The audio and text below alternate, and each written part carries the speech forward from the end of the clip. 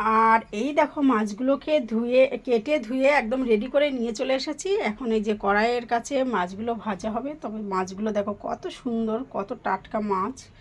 আর এই মাছগুলো কে কে খেতে ভালোবাসো একবার কমেন্টে জানাবে।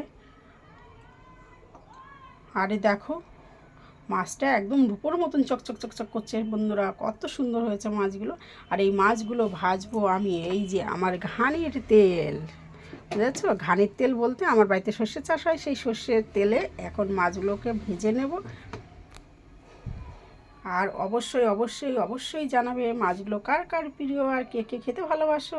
তাহলে চলো এই মাছগুলো দিয়ে আজকে হবে মাছ ভাজা, মাছের তেল আর আলু সিদ্ধ। আর এদিকে দেখো বেগুন কেটে নিয়েছি আর বেগুনগুলো ভাজা হবে।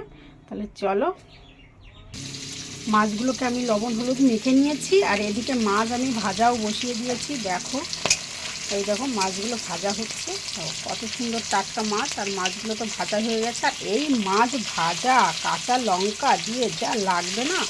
আর এই মাছের তেলটাও, ইলিশ মাছ তো এখন আর আনে না কর্তামশাই, যত ইলিশ মাছের প্রচুর দাম। আর অত দাম দিয়ে কিনে খাওয়ার সামর্থ্য আমাদের নেই, আমরা মধ্যবিত্ত ঘরের মানুষ।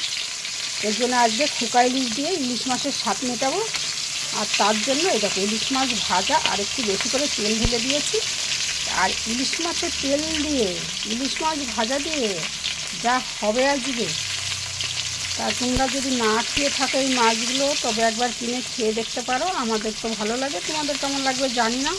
আর যদি তোমরা তোমরা একবার কিনে রান্না করে খেয়ে দেখো, যদি তোমাদের ভালো লেগে থাকে তাহলে একবার কমেন্টে জানাবে। আর আজকে রান্নাবান্না ছিল দেখো একদম লাল লাল করে বেগুন ভেজে ফেলেছি।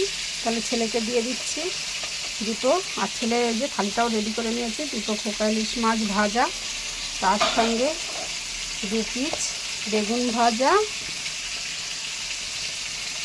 আর এখানে ছিল দেখো কাঁচা লঙ্কা দিয়ে আলু সিদ্ধ মাখা। আর এদিকে হলো এই যে সেই ইলিশ মাছের তেলটা।